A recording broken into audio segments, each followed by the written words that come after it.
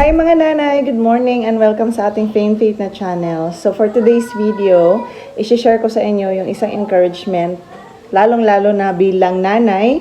Napakahirap, alam ko po yun, hindi po madali na maging isang nanay. Yung mga gawain natin sa bahay, meron tayong mga bata, na tayo talaga yung laging kasama nila, nag-aalaga tayo. Hindi natin pwedeng iasa sa ating mga asawa ang lahat ng mga gawain at ang ating mga anak, lalong-lalo na mga bata pa. At kahit na medyo mahirap sa part na nagtatrabaho ang mga asawa natin, tayo din nagtatrabaho, tapos kailangan pa natin gawin ang ating mga obligasyon bilang mga nanay. Minsan talaga hindi maiiwasan na tayo ay nasasaktan, nagmumurmur tayo, nagsasabi tayo, nagnanag tayo, nagsasalita tayo ng mga hindi magagandang bagay, lalong-lalo na kapag tayo ay pagod na over our situation, over our husband. Minsan sa mga bata, yung inis at galit natin, sa kanila natin na nabibigay or napapasa.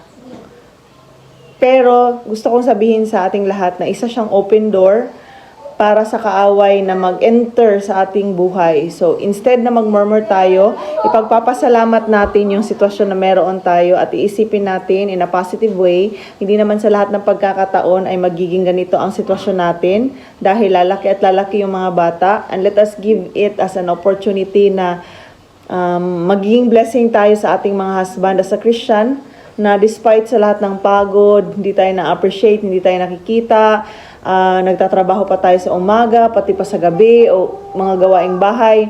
Kasi aminin man natin o hindi madali na makapaghanap tayo ng mga kasamahan sa bahay or kasambahay. Meron talagang mga pagkakataon na mas gugustuhin natin na tayo na lang compared sa meron tayong mga kasama na ibang tao. Kahit pa binabayaran natin sila, pero minsan hindi nakapagdudulot ng kagandahan, lalong-lalo na sa mga bata. At minsan din, nagkakaroon ng gap dahil mayroong mga tao na naging kasambahay natin, pero minsan kailangan pa silang pagsabihan or kailangan pa silang turuan kung ano yung mga gagawin. So, imbis na maging maayos yung pakikitungo, ito ay nagkakaroon ng lamat at hindi nagiging madali ang lahat. Kapag mayroong mga negative na mga words, mga salita na ating nabibitiwan, pag-murmur, complain, kahit na anong mga negative na mga salita na hindi maganda at hindi na nakaka-bless, magiging doorway siya ng kaaway sa buhay natin. So, mas maganda pa din na talagang magiging focus tayo sa paggawa. Sabi nga salita ng Panginoon, do everything, not for men, but as if we are doing it for the Lord.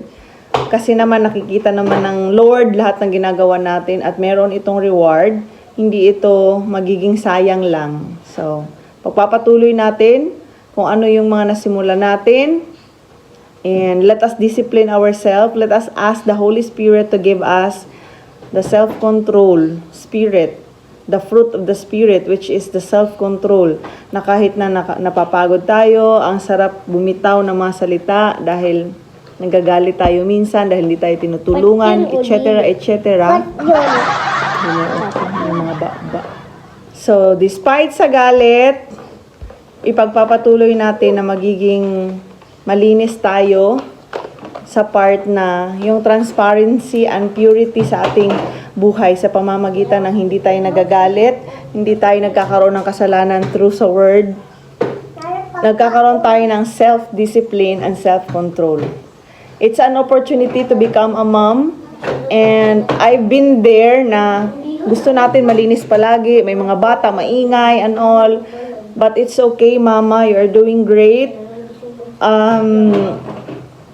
Sige lang. Okay lang yan. Kahit magulo minsan, kahit maingay minsan, okay lang yan. Okay lang yan talaga. Isipin natin yung positive side na, wow, thank you Lord, meron ako mga anak.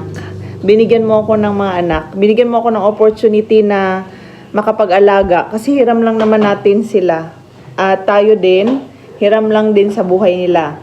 Hindi tayo permanent sa mundong ginagalawan natin or just temporary. Sabi ng salita ng Panginoon, our citizenship is in heaven. So it's an opportunity to be here and be living in a place where there are a lot of children and tayo yung nag-aalaga sa kanila, tayo yung gumagawa ng mga bagay-bagay na ini-entrust ng Lord bilang nanay.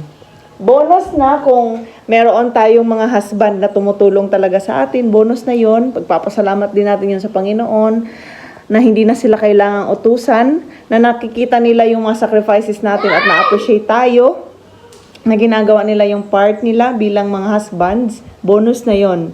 So, despite sa lahat ng mga struggles and all, just keep on doing, keep on... Katulad nito, may mga sunod-sunod na mga kids, 3 to 4 years ang gap.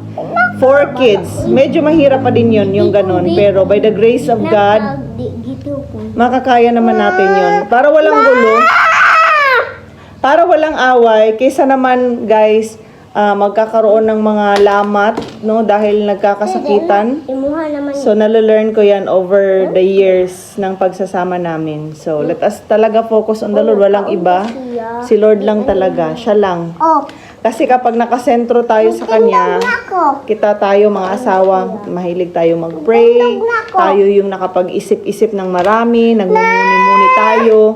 So kapag ganyan yung mindset natin, nagpa-follow lang yung mga husband. And si God na bahala sa husband. Lalong-lalo na yung husband na meron pang mga vices, ipag-pray natin yan. Yung mayroon pang mga addictions, no? Or marami pa silang mga hindi naiintindihan, pero nandyan ka na sa sitwasyon, nakasal ka na. So mahirap makipaghiwalay, lalong-lalo na kapag wala namang mga ebidensya na merong pangangaliwa na nangyayari. So, kung nakikita naman natin yung good sides, kahit pa paano, meron naman talagang mga good sides, merong mga strength, merong mga weaknesses, parehas lang naman tayo. So, pagkakaintindihan lang yung kulang at pagdarasal. Tapos, focus pa rin sa sarili na kakayanin ko to by the grace of God, magagawa ko to. And requesting the Lord always to give you more strength, more income. Kung gusto mo, magtrabaho ka pa din, no, dahil hindi kaya as husband, pero kung alam mo good provider ang husband mo, pagdarasal mo siya na sana magkakaroon pa siya ng more income para sasabihin niya, okay, sa bahay ka lang, kukuha tayo ng helper and all. Pero wala talagang madali, as in lahat. Pagdadaanan pa din natin yung mga merong pag-aaway, pinoprocess tayo ni Lord, merong poverty stage, pero ini-increase naman tayo ng Lord in the long run, lalong-lalo na kapag tayo ay namumuhay in righteousness.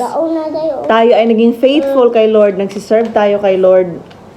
So guys, continue to be strong in the Lord always. As nanay, ramdam kita, pero you're doing a great job. Kung walang tumatapik sa'yo, sabihin mo, well done.